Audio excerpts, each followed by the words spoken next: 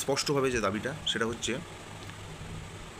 যে বোনটি মারা গেছে নির্যাতিতা, সেই বোনটি যেন আত্মত্যাগ সেটা যেন বিফলে না যায়, তার জন্য আমরা প্রতিবাদ করছি। আমরা আর.জি. কর কাণ্ডের জন্য নিন্দা জানাচ্ছি, এবং যারা যারা সমগ্র নাগরিক সমাজ, সমগ্র শহর, সমগ্র রাজ্য, সমগ্র দেশ জুড়ে যে প্রতিবাদ চলছে, এবং শুভবুদ্ধি সম্পন্ন মানুষ যারা এই সমাজকে সুষ্ঠুভাবে দেখতে চায়, যারা এই সমাজের জন্য এই সমাজকে সুন্দরভাবে গড়ে তুলতে চায়, এবং যাতে ভবিষ্যতে এরকম কোনো ঘটনা না ঘটে, তার জন্য কিন্তু আমাদেরকে অনেক অনেক বেশি দায়িত্ব নিতে হবে। এবং তার সাথে সাথে তদন্ত যে বা যারা করুক না কেন, আমাদের বিচার যেন সঠিক হয়, এইটুকুনি আমাদের আবেদন। এবং তার সাথে সাথে অনেক এরকম কেস আছে যে কেসগুলো এখনও পর্যন্ত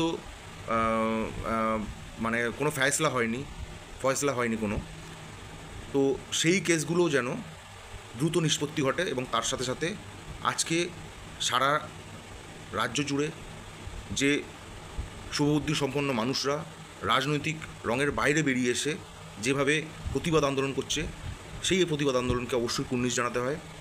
এবং ভবিষ্যতে যাতে সমাজ সুস্থভাবে থাকতে পারে, এবং নারীদের প্রতি অত্যন্ত শ্রদ্ধাশীল হয়ে প্রত্যেকটি মানুষ, বিশেষ করে প্রত্যেকটি পুরুষ জাতিকে উদ্দেশ্য করে এখানে বলছি আমি, যে প্রত্যেকটি পুরুষ যাতে অত্যন্ত সংবেদনশীলতার সাথে, এবং যেখানে যেখানে নারীদের প্রতি এরকম অন্যায় অত্যাচার হবে সেইখানে যেন তারা অবশ্যই প্রতিবাদ করে।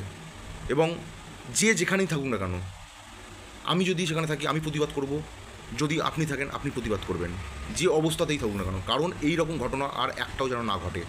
এইটুকুনি আজকের আবেদন। এবং আশা করব খুব দ্রুত রিসেন্ট ঘটে যাওয়া যে মর্মান্তিক ঘটনা আর.জি. করের, সেই ঘটনাকে নিয়ে, সেই দুর্ঘটনাকে নিয়ে যে তদন্ত চালাচ্ছে সিবিআই, সেই তদন্ত যেন দ্রুত নিষ্পত্তি ঘটে, এবং যে বা যারা সত্যিকারের দোষী তারা যেন কঠোর থেকে কঠোরতম শাস্তি পায়, এবং